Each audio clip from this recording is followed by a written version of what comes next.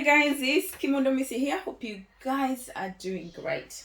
So I am just about to make some bread here, and the bread I'm making will be the rapid bread because I should have made this last night, so it's ready for my niece and my son in the morning, but we didn't do that. So we're going for rapid bread, which should take us just about 2 hours, maybe 2 hours 15, depending with the prep. So something I really want to speak to you about as well, guys, is that when you get the manual, please do not throw away this manual. It doesn't matter which gadget you're working with. These manuals have been provided for a purpose. They are not just books. I know many of us Africans don't like reading books, but I really, really want to encourage you to read your manual.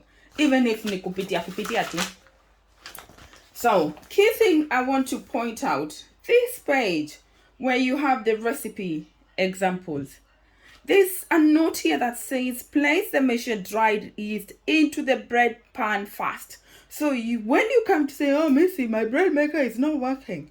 Okay, you follow the instruction. Okay, talk me through. How did you do it? Oh, I just measured. Did you put them in the order they are listed? Did you pay attention to the small notes? Okay, so whereas you can skip and still get a perfect bread, I would strongly advise you to follow the instruction, because the guys who made this Panasonic wanajua ile kitu anawaambia. So just follow instruction, follow instruction. So we're going for the basic bread. So we're starting with the driest, and I will be making a large. So depending on what bread you're making. So this time I'm just making a large one. I don't need to make a humongous bread. So 500 grams. And I will be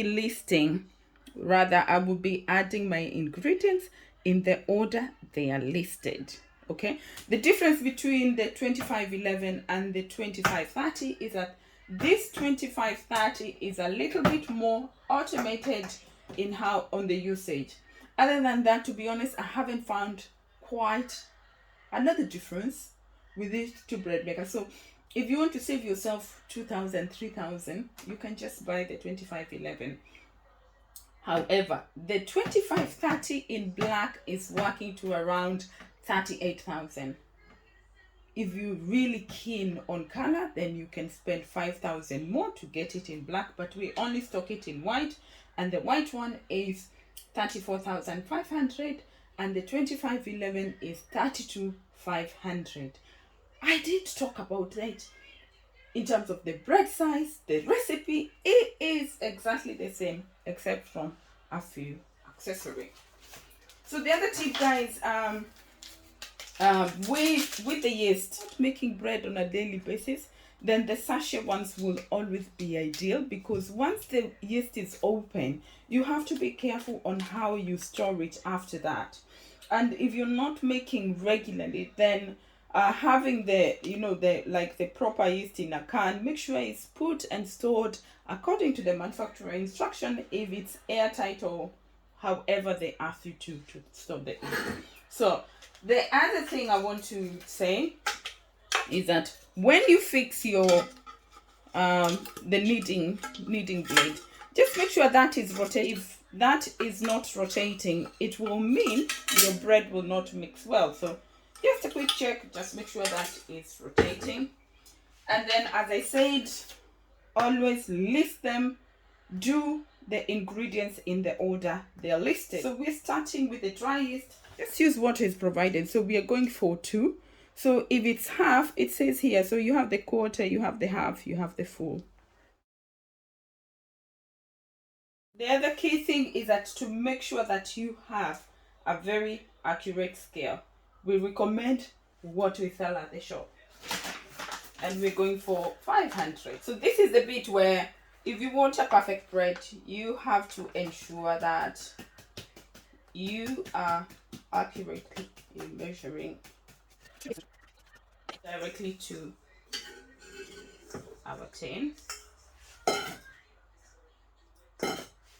So guys, remember, if you're using this scale, you need to zero it out, because we zero out that 30 grams roughly.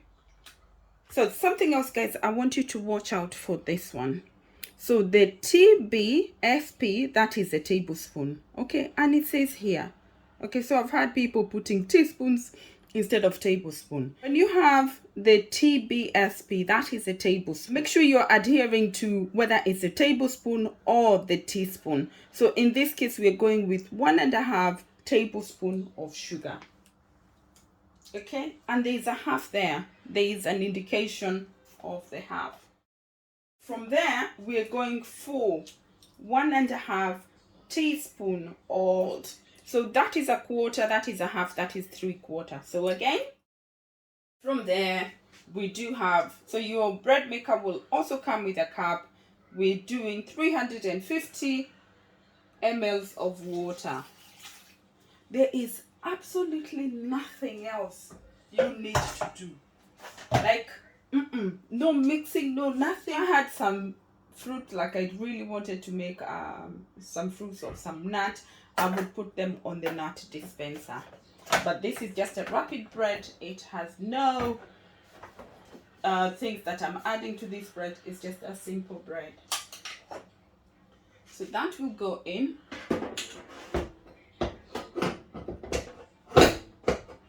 Please note, with the new bread maker, this 2511, there is a tilt that you have to do to the bread mill. So just make sure the bread mill is sitting properly on your bread maker. I thought I was recording.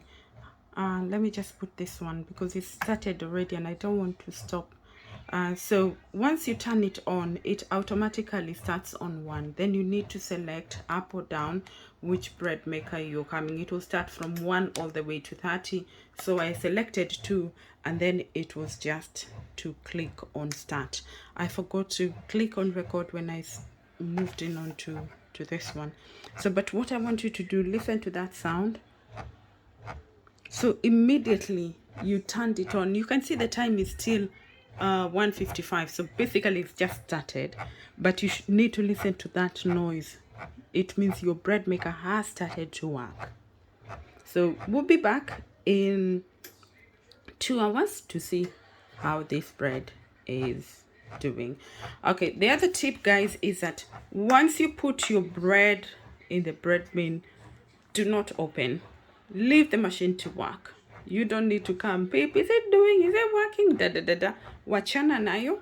Just leave it and it will do its thing. So we'll be back in, it's been 2 hours and we will see how our bread has done. So usually I actually don't put, we do have the fresh bread tin, but my bread doesn't go directly on the tin. I actually just keep it on the kitchen towel so that it doesn't sweat.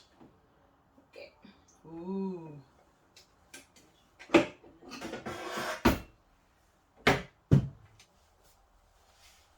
So remember, this is very, and there it is. Something else I want to point out, as soon as this is cooled down, is that I will wash it and I will take out the kneading blade. So with that, and I will just make sure everything is clean, dried, and put back the kneading blade. This kneading blade alone will cost you about 3,000 Kenya shillings to replace. So that is something you need to take care of. Immediately you finish baking your bread, your tin has cooled down, clean it. So just get to a habit of doing that, and then you won't come. See, I want to buy the kneading blade.